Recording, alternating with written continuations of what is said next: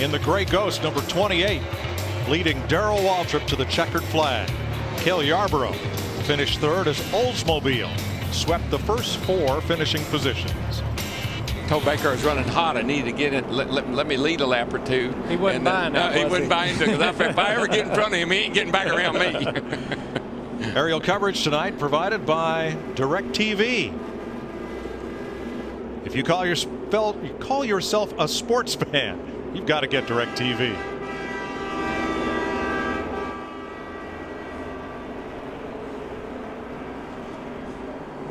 Carl Edwards and teammate Jamie McMurray both driving Fords for Roush Fenway Racing. They have the front row as we are ready to restart for 50 laps, 125 miles. Little Saturday night 50-lap feature. It's a nice one right here, boys.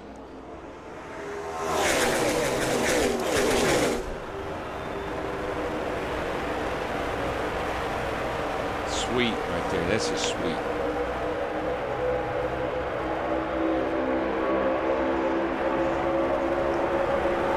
Jamie McMurray in that 26 car. Seen so much confidence in him this week. Has his crew chief back with him that he had a few years ago, Donnie Wingo. Always runs good at Daytona, and he's got a line of cars stacked up behind him. Boy, and you see, I mean, those cars are wiggling around. Now, that might look kind of like not a big deal at home on TV, but let me tell you, when you're riding in that thing and it's swerving around like that, you'd like to wave to the guy behind you, quit doing that, but you can't let go of the wheel long enough to do it. And Edwards gets shot through the middle. Coming to you here. Watch him. One back. And out of the lead. And that was Jamie McMurray's spotter telling him, hey, they're coming to you in a hurry. One back, one car length back, and they got there in a hurry.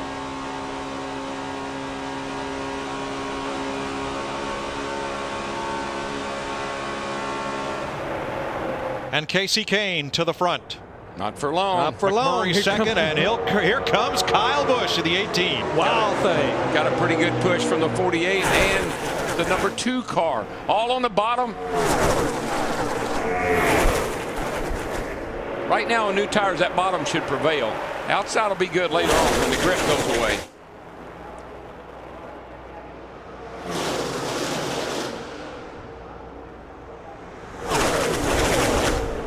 Looks like Jimmy Johnson's having a hard time staying up with Kyle, and he can't give him any push. Look at Jeff Gordon in that 24 car straight to the bottom. He's going to take second away from McMurray. Remember, Jeff Gordon started this race at the very back. This car was pretty good on new tires when he came in there with about 15 to go in the first 25 lapper. See how this car holds up over the long run here. McMurray has a run on the outside. Which way will the 88 Dale Jr. go? He goes with McMurray on the high side. Right now you go with the fastest car, whoever that is. Casey Kane up top to block. What do I mean right now? You do that all night. Whichever one's the fastest, that's who you go with.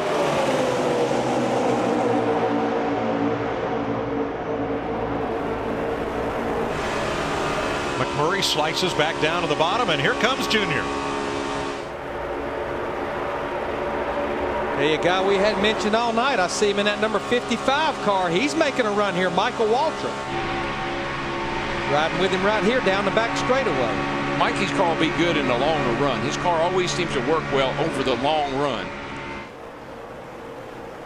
Look at Carl Edwards in the 99 car bringing his teammate Matt Kenseth to the high side. See, Larry, that's what I like about this package. You fall back, and then you can work your way right back up there. You got enough acceleration, and you can really work the throttle and make your way back to the front. Clear by 2 here. Watch your spacing. Krista on the leader. Well, teammates may definitely come into play. You guys were talking about the Roush cars. Jamie McMurray still out there in front right now. So much confidence. You talked about being repaired with his old, now new, again, crew chief Donnie Wingo, plus the spotter you're hearing so much of, Lauren Rainier. Jamie worked with him back in the day. Before the break, he said his car was just a tick tight off, but the motor is awesome. Boy. Denny Hamlin just sliced to the bottom of the racetrack and opened a hole that was not there. There must be more room out there than we think there is.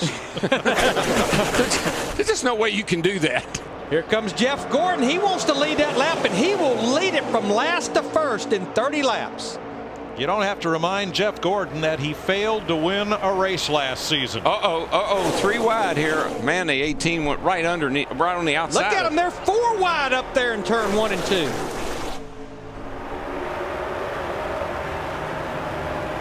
This when you got new tires on and early in these runs, this is the kind of racing you're going to have. The question is who can maintain this kind of pace. You clear about 4. 9 different drivers have led this race. That ties the record for the most leaders in a Bud Shootout. Now what's interesting, Jamie McMurray's spotter keeps warning him about getting out there too front. Any other racetrack, you want to get as much of a lead as you can, but if you get too much of a lead, they get lined up, they will blow by you like you're sitting still. 4 abreast into turn 1. Jeff Gordon's in trouble now. Yikes, he made contact with a 16. He got Biffle in the 16. Nowhere for Jeff Burton in the 31 to go. And Casey Mears tags Biffle. Boy, I mean, I knew Gordon was getting mighty close to Biffle there, and they made a little contact and turned him around. Ruined the front splitter on Biffle's number 16. I don't think it was that bad. And Jeff Burton got a piece of it. Burton's got the worst end of this deal. 3rd caution of the night. Watch the 24 of Jeff Gordon. He's going to get 4 wide and need to find a place to hide, and there just isn't one. Michael gets in under him, and it pushes him up just a teeny bit, and he makes just enough contact to turn the 16 around. It doesn't take much at 190 miles per hour. I don't know how much damage the 48 got. It looks minimum, but he got into the side of Greg Biffle. Looks like Casey Mears in the 07 got some there at the tail end. I think the worst of them, though, was the 31 car of Jeff Burton. Let's have a look from the DirecTV blimp. You can see that car just get that wiggle. Boy, there's Kevin Harvick in that 29. Some more really good driving to get through some of these accidents without them being worse than they are. Now you see Jeff Gordon, he's getting forced up here. Watch Michael, he's on the 55 car at the bottom. He just gets Jeff where he's got to move up just a little bit, and Biffle's there. And look at all those guys wad up on the outside but make it through. Let's run this in real time. You see how little reaction time you have.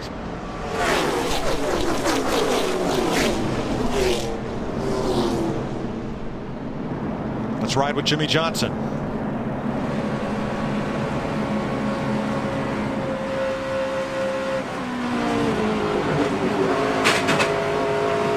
I don't think Jimmy got much damage in that. It was pretty soft. Didn't look like the hood buckled or No, anything. I don't think he got very much damage at all. These cars are really tough on the nose up there. That splitter and that whole nose is pretty durable. But I definitely think since we're 7 laps into this run, you're going to see a lot of the guys from about mid-pack to the rear come to pit road, get 4 tires, check the damage. See if they open the pits this time by. They have. Pit road is open.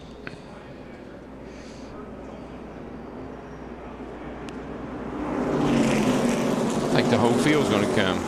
Well, they are within the fuel window right here. So, yeah, everybody, the only car is going to stay on the racetrack is the pace car. Krista.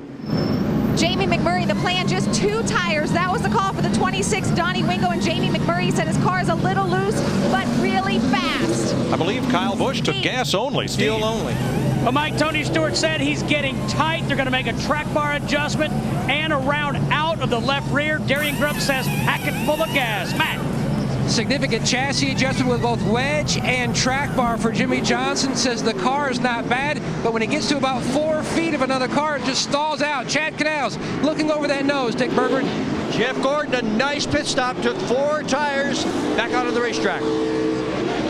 Gordon got blocked in, and then he just couldn't get the car going. I believe his car's only happy when it has 4 fresh ones on it.